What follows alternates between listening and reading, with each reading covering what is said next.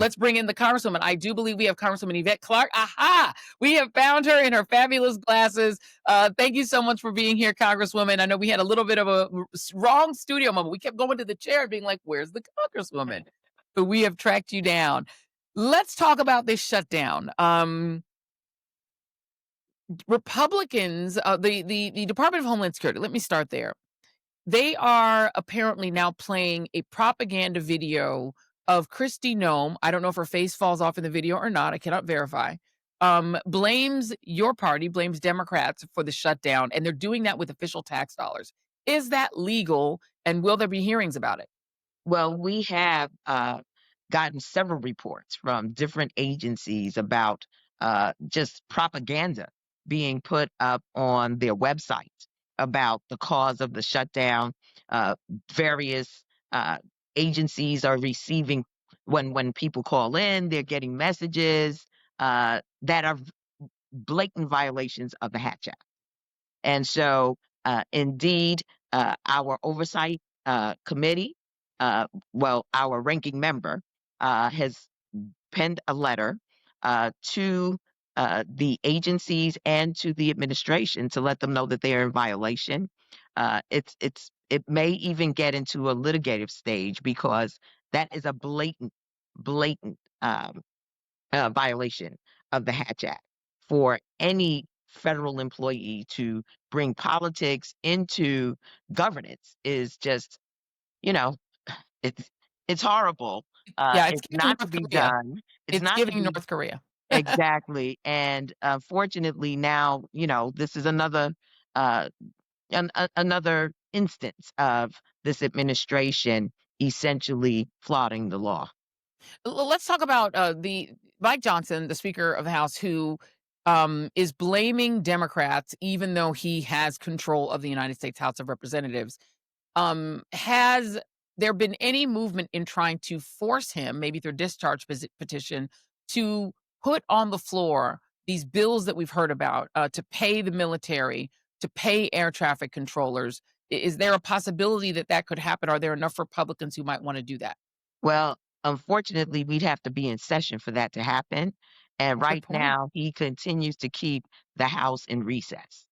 And Mm. so we have a pro forma session. So we're in recess, but the session is not over. So in order to keep the session going, we do something called a pro forma, where a member of the majority party will gavel in just to say that we're in session and then leave.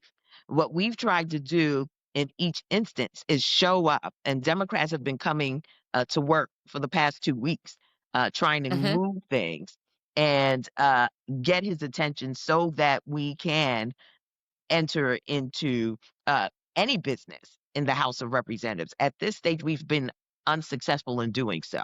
Uh, you And know, th- isn't he keeping the House out of session because he does not want to swear in Adelita Grijalva, who would be the 218th vote to release the Epstein files? Isn't that what this is about? well, we believe that that's part of it. That's a big part of it. Swearing her in would mean that we would have the 218th vote to release the Epstein files. But beyond that, I think that they believe that they have a winning strategy with keeping members out of session until the Senate votes to advance the CR. And he says that the House has done its work in voting out the CR. It's now time for the Senate. And until the Senate does their job, we're not going to be in session. It's just unbelievable. The level of childishness, the lack of bipartisanship. The Congress is really teetering on being broken at this stage. But we have to continue to battle this out. The Let me imperative. ask you this, Mhm, sure. because if the United States Senate were to simply pass the CR that the House passed, what would that do to the premium supports for people who have Obamacare? Well, at the end of the day, we don't believe that these folks will come back and take up the measure. Right now, people across this nation are receiving notices from their health insurance companies, from various entities of healthcare within their communities, letting them know that their premiums are going up. Some companies have not even waited, but have already projected what the cost will be to each individual. People are freaking out all across this country because they're receiving these notices. And you would think that in light of that, the Republicans would do their jobs, would do what needs to be done, include in this continuing resolution, which is a budget measure. I want people to understand that there's a lot of Hmm. jargon here. There's CR, which means continuing Right. resolution, which is an impact of the budget. Uh, and we could take care of, abating what will be a catastrophic circumstance for people in terms of the cost of their health insurance. And he's And unwilling to and do that. And he's unwilling to, and to just to be make it clear for the audience and for those in the chat who are asking these questions, the reality is that the supports that people get for Obamacare that come from the federal government that make your premiums affordable, those expire at the end of the year, December 31st. However, the period when you're supposed to re-up, like when you're at work and they send those packets around or you have to re-sign up for your insurance, that's in November. So That's right. next month, go ahead. That's the enrollment period. It begins Yes. on November 1st. And And so mhm. And Yeah, so what I was that gonna say is that means that starting in November, please go ahead. Yeah, continue. yeah, what I was gonna say is that people then have to make informed decision about what type of plans they can afford and Right. what they need to provide for themselves and their families. For small businesses, that's a big decision for, mom and pops who may own their own businesses and get their health care through the health exchange and their employees. Mhm. Oftentimes, it will have a ripple effect throughout society, throughout every community, at every level. Farmers who use the Affordable Care Act in order to have access to health care. You can go across the board. These Yeah. folks know that what they are, they're barreling towards catastrophe. And we're trying to save them and save the American people. They don't want to be saved. Let me ask you an exit question before I let you go, Congresswoman, to comment on the indictment of Letitia James. You are from Brooklyn, so I know that you probably have thoughts about it. This feels very strictly political, and she's being targeted by Pamela Joe's outfit at the DOJ. Your thoughts on Yeah, this? this is what dictators do.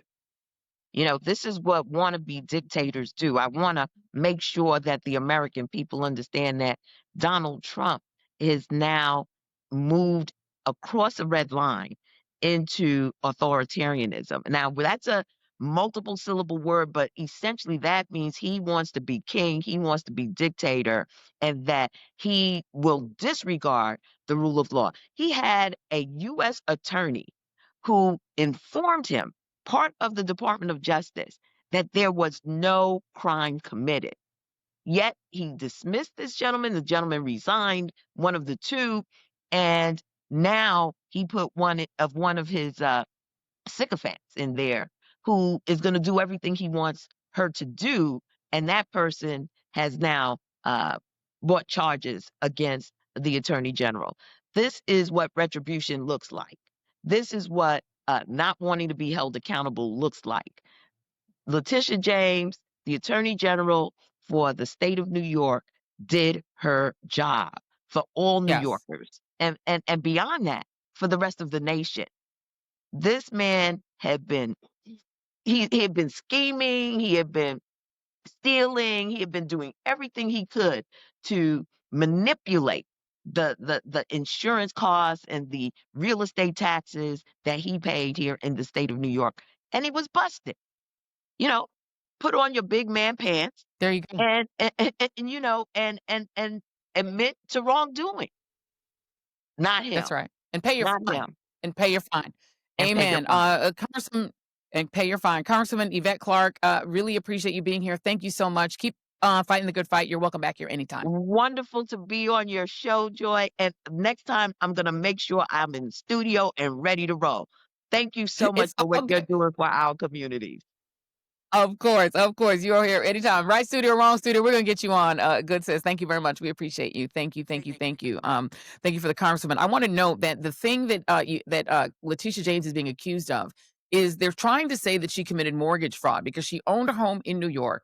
She bought a home, and she said this on our show. Remember, she was on. We did a special episode with Letitia James, with Attorney General Letitia James. She talked about the fact that, for a family member, she, bought another property to try to help give her family a financial wherewithal. This is going to sound a lot like Marilyn Mosby, who bought, you're told, buy real estate. This is what we tell people, buy real estate. This is the way to build wealth. And this is what she did. That home, they're claiming, well, she was supposed to live in the home, but she lives in New York. She's Attorney General of New York. She's not going to live in Virginia too, but they're trying to say, well, she got a favorable mortgage by making it a primary residence, but then let it get rented out. Here's the problem with that thinking. This is also what they accuse Lisa Cook of at the Treasury Department. They're saying that not the Treasury Department, that at the Fed, at the Federal Reserve, they said Lisa Cook, African-American woman, did the same thing. They're trying to say she should be fired for doing that. Well, guess who else did that? Treasury Secretary Scott Bessent. Let me read from Reuters. Treasury Secretary Scott Bessent previously agreed to occupy 2 different houses at the same time as his primary residence. Bloomberg News reported an agreement similar to one that President Donald Trump has called mortgage fraud in his unprecedented bid to fire Reserve Governor Lisa Cook. The Bloomberg report published Wednesday cites Bessent's mortgages with lender Bank of America and his pledge in 2007 to primarily occupy homes in New York and Massachusetts.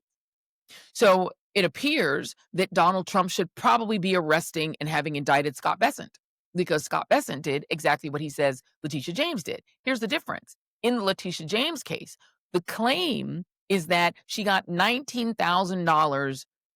She saved $19,000 by doing the mortgages that way. No prosecutor could be found in the Department of Justice to say that that is a crime that they would bring an indictment on. And because they said to Pamela Joe, that's not really a crime, we're not really going to indict this lady, they were fired.